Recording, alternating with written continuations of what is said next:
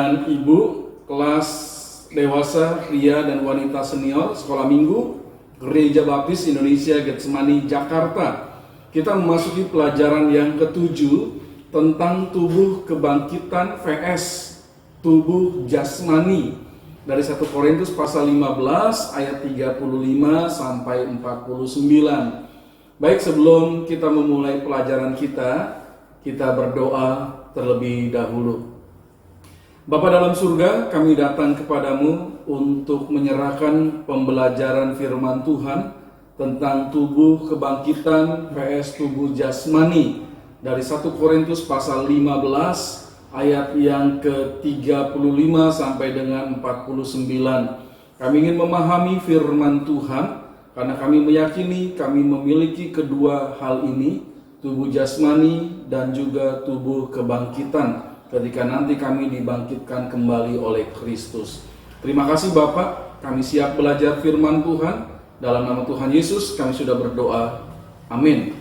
Baik Bapak dan Ibu, saya berharap kita semua dalam keadaan sehat, ya, tetap mengenakan masker dan face shield ketika kita keluar dari rumah atau berada di sebuah ruangan, apalagi di dalam gereja kita.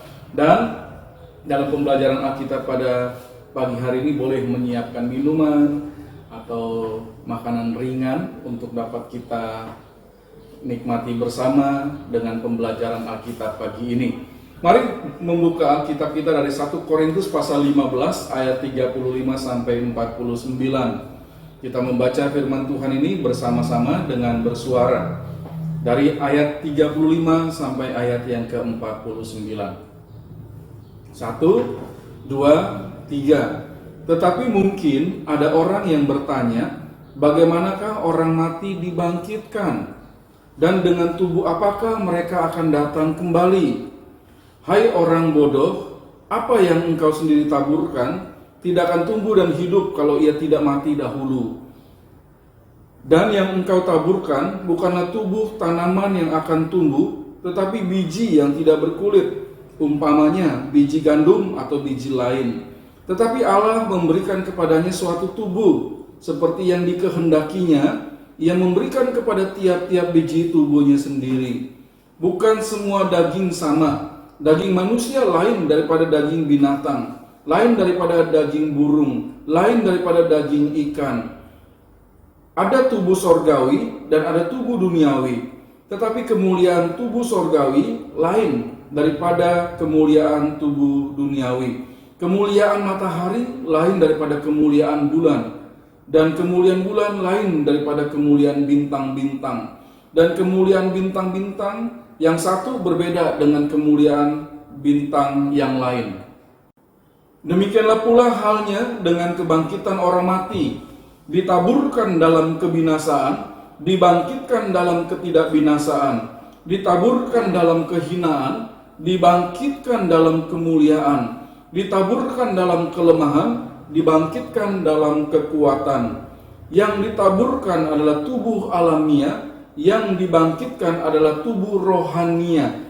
Jika ada tubuh alamiah, maka ada pula tubuh rohania.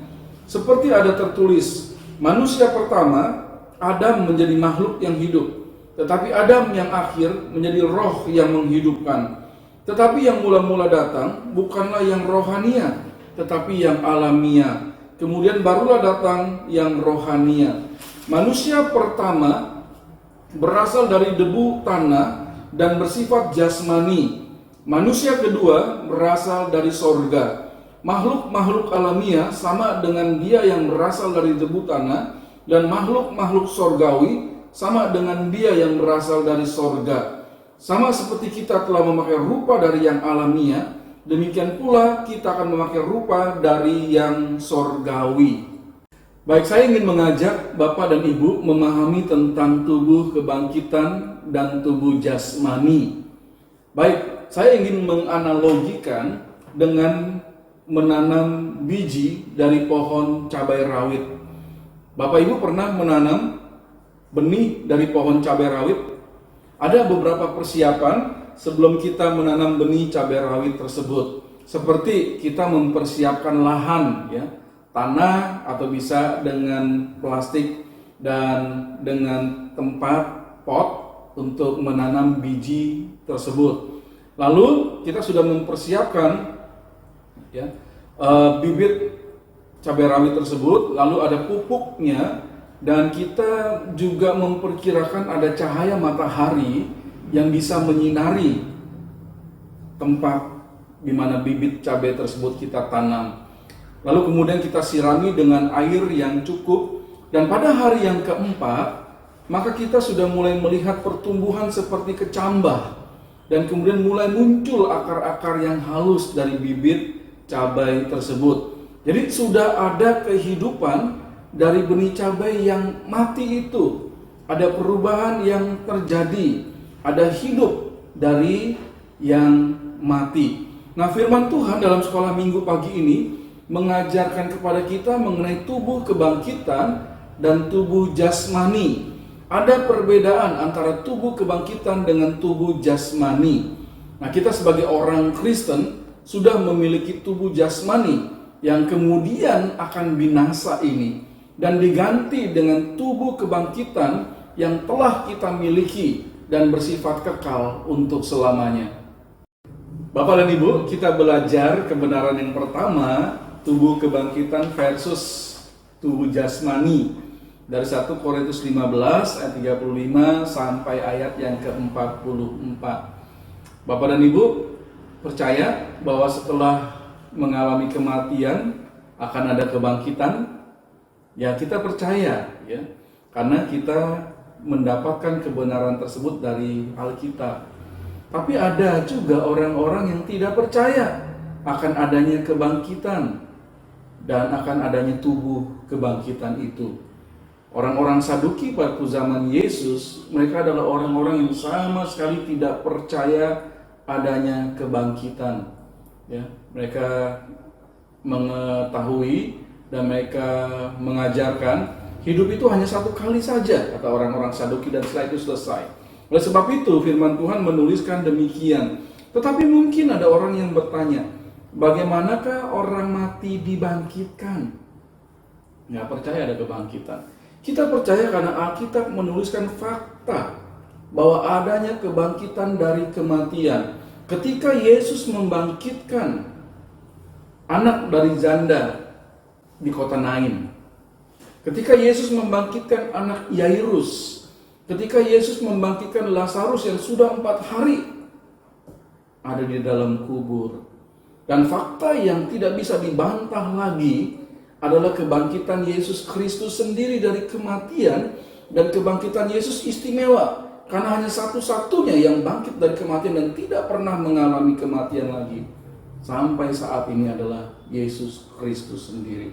Nah, fakta ini nggak bisa dipungkiri ya, bahwa akan adanya kebangkitan.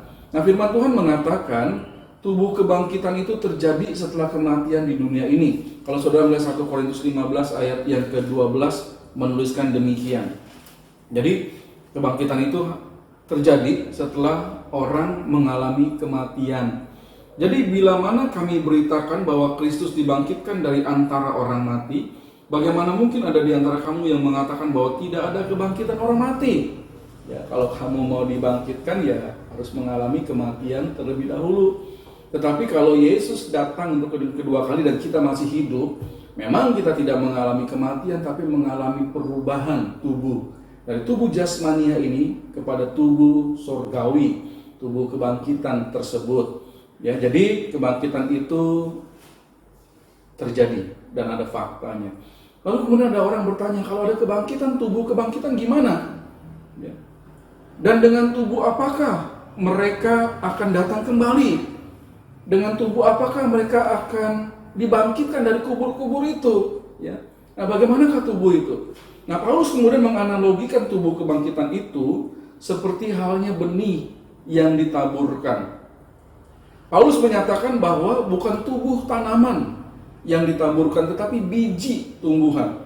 1 Korintus 15 ayat 35 sampai 37 tadi yang sudah kita baca bersama-sama.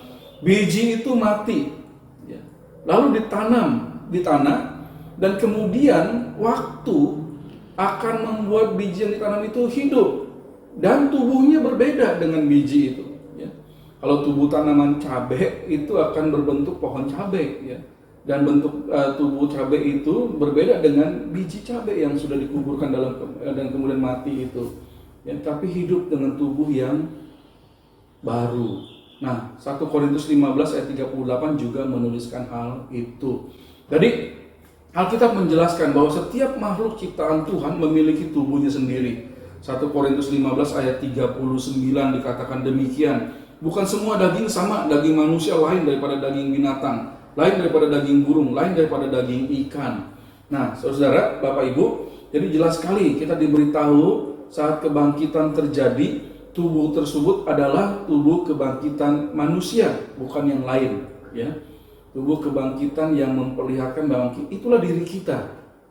Ada ajaran sesat yang menyatakan bahwa kalau begitu tubuh kebangkitan manusia itu nanti berwujud seperti binatang, ya, atau menjadi sesuatu yang tidak tampak. Tapi tidak demikian. Firman Tuhan mengatakan akan ada tubuh kebangkitan. Alkitab, kalau kita baca, kita mendapatkan kebenaran mengenai adanya perbedaan atau lawan antara tubuh sorgawi dan tubuh duniawi. Ada tubuh sorgawi dan ada tubuh duniawi. 1 Korintus 15 ayat 40a. Jadi untuk menjawab pertanyaan tadi, ya, bagaimana tubuh kebangkitan itu? Lalu firman Tuhan kemudian menjelaskan ada beberapa perbedaan antara tubuh sorgawi, tubuh kebangkitan, dengan tubuh duniawi atau tubuh jasmani, tubuh alamiah ini. Coba kita melihat yang pertama. Tubuh kebangkitan sorgawi berbeda dengan tubuh jasmani, kemuliaannya berbeda. Kemuliaan tubuh kebangkitan berbeda dengan kemuliaan tubuh jasmani. Kita tahulah, ya, tubuh jasmani ini ada banyak lemahnya, ada banyak ketidaksempurnaannya. Tetapi nanti tubuh kebangkitan kita itu sempurna dan kemuliaannya berbeda dengan tubuh jasmani. Yang kedua, tubuh kebangkitan itu dibangkitkan dalam ketidakbinasaan. 1 Korintus 15 ayat 42 akhir. Sedangkan tubuh jasmani ditaburkan dalam kebinasaan. Jadi tubuh jasmani itu hidup, tapi hidup ini ya akan binasa, ya, tubuh ini. Jadi ditaburkan dalam kebinasaan. Tubuh dibangkitkan dalam kemuliaan. Sedangkan tubuh jasmani ditaburkan dalam kehinaan. Tubuh jasmani ini ada banyak kehinaannya, tetapi tubuh kebangkitan, tubuh sorgawi nanti penuh dengan kemuliaan, karena kemudian nanti kita akan masuk ke dalam kerajaan sorga bersama dengan Kristus. Lalu tubuh kebangkitan atau tubuh sorgawi itu dibangkitkan dalam kekuatan. 1 Korintus 15 ayat 43 akhir. Sedangkan tubuh jasmani penuh dengan kelemahan. 1 Korintus 15 ayat 43c. Jelas, ya, ada perbedaan. Nanti kita kuat tubuh itu, sempurna adanya. Lalu yang kelima, tubuh kebangkitan itu dibangkitkan sebagai tubuh rohania. Sedangkan tubuh jasmani itu adalah tubuh alamiah. Tubuh alamiah yang pasti kemudian akan mengalami kelemahan, kemudian akan aus, ya, akan menjadi habis, dan ketika kita ditanamkan mengalami kematian, tubuh ini akan hancur. Sedangkan tubuh rohania dibangkitkan untuk hidup yang kekal. Mari kita diskusikan bersama beberapa hal. Yang pertama, apakah kita telah memiliki tubuh jasmani atau duniawi dan tubuh kebangkitan atau tubuh sorgawi? Jawabannya apa? Apakah sudah memiliki kedua tubuh itu? Sudah. Ketika kita percaya kepada Kristus, kita memang sedang menghidupi tubuh jasmania, tubuh duniawi, tubuh alamiah. Tetapi juga kita sudah memiliki tubuh kebangkitan yang nanti akan terwujud setelah Kristus datang kembali dan kita dibangkitkan. Kita sudah punya tubuh kebangkitan itu, tapi nanti akan kita kenakan setelah Yesus datang kembali. Kapankah waktu keberadaan tubuh jasmani, alamiah, atau duniawi ini berakhir? Ketika kita mengalami kematian. Kapankah waktu keberadaan tubuh kebangkitan atau rohania itu kita kenakan? Ketika kita dibangkitkan dari kematian, waktu Yesus datang kembali. Baik, kemudian firman Tuhan menuliskan penjelasan tentang tubuh sorgawi vs tubuh duniawi, tubuh kebangkitan vs tubuh jasmani, dengan menganalogikan, lihatlah kepada Yesus Kristus dan Adam. Kalau kita melihat 1 Korintus 15 ayat 45 sampai 49. Hidup manusia dimulai dari manusia yang bersifat alamiah, ya, dan diharapkan penuh dengan ketaatan terhadap Tuhan. Namun ternyata manusia itu gagal, dan itu sebabnya diperbaharui oleh manusia yang rohania. 1 Korintus 15 ayat 45 sampai 46.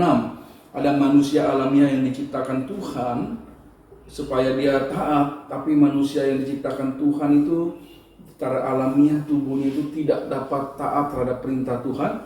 Oleh sebab itu ada manusia rohania yang datang dari sorga, ya, untuk memperbaiki kelemahan manusia pertama tersebut. Alkitab menuliskan tentang Adam pertama yang berasal dari debu tanah, dan kita termasuk keturunan yang menjalani hidup yang sama seperti Adam, ya. Kita mengetahui bahwa hidup manusia alamiah itu mengalami kegagalan karena jatuh dalam dosa hingga menyebabkan kematian bagi semua orang. Jadi semua manusia yang hidup di dalam dunia ini mengalami kematian, termasuk saya, bapak, dan ibu. Ya, karena kita berasal dari nenek moyang kita Adam yang jatuh dalam dosa dan kemudian mengalami kematian.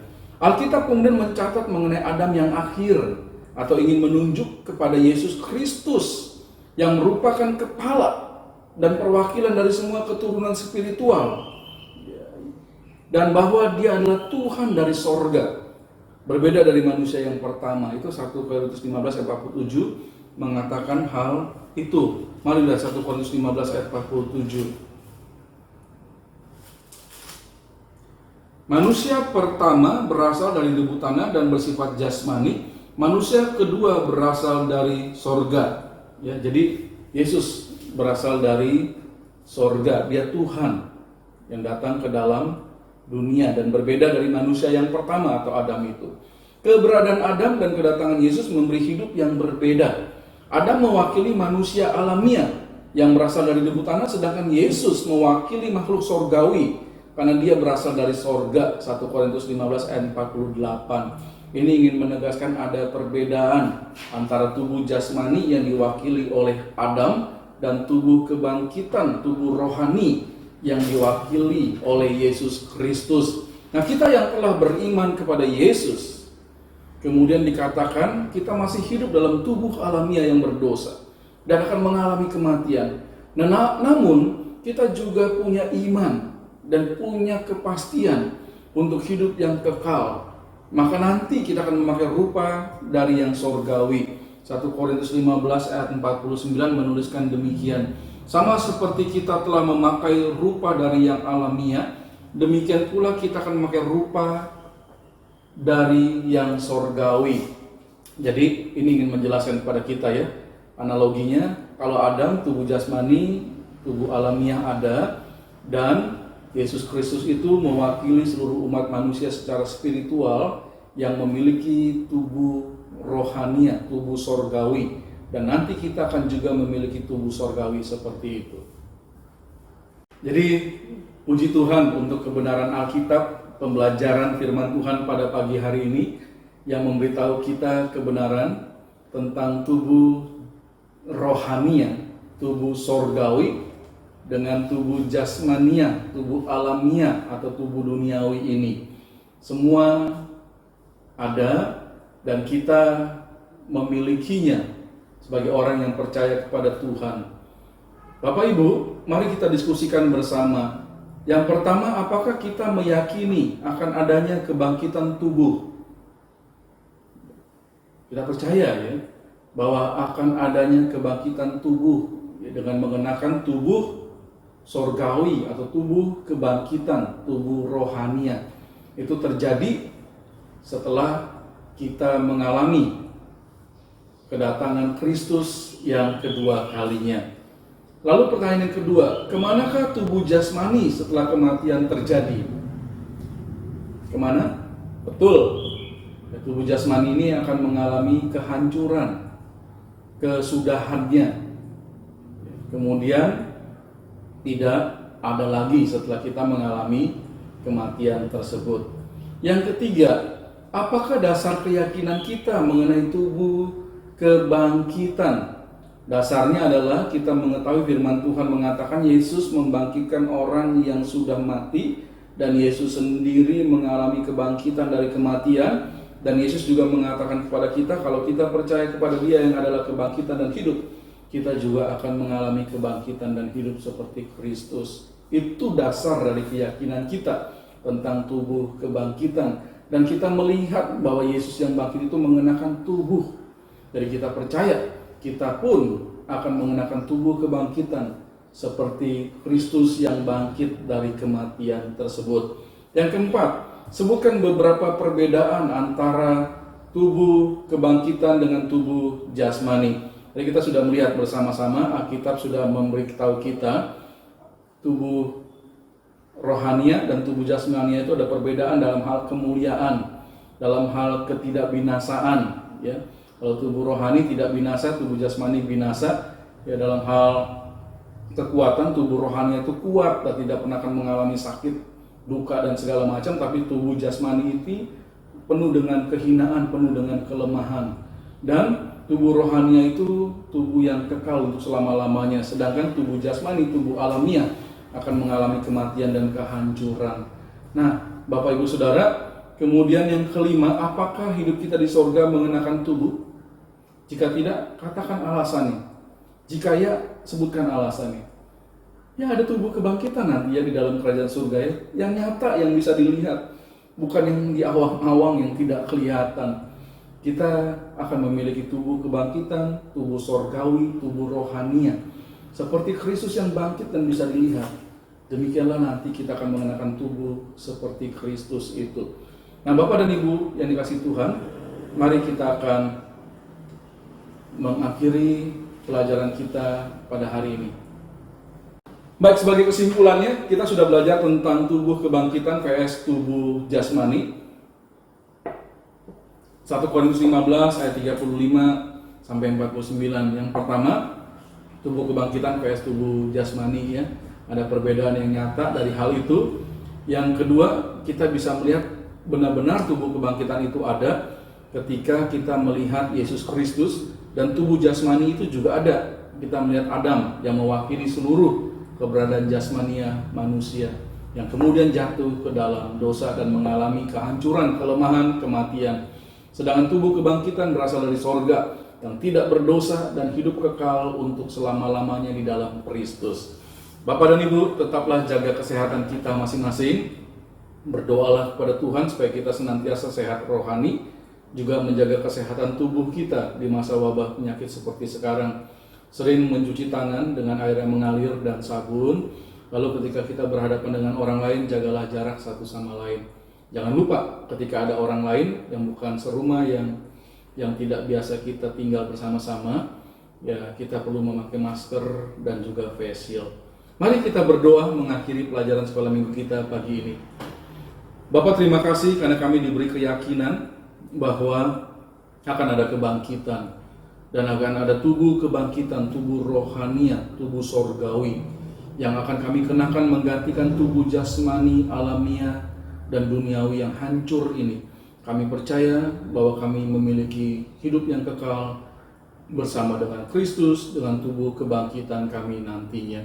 Terima kasih untuk kebenaran firman Tuhan. Dan hamba berdoa untuk setiap Bapak dan Ibu, Tuhan berikanlah mereka sehat, Tuhan lindungilah mereka, dan Tuhan kiranya Engkau memberikan sukacita senantiasa kepada Bapak dan Ibu. Terima kasih Tuhan, di dalam nama Tuhan Yesus kami sudah berdoa. Amin.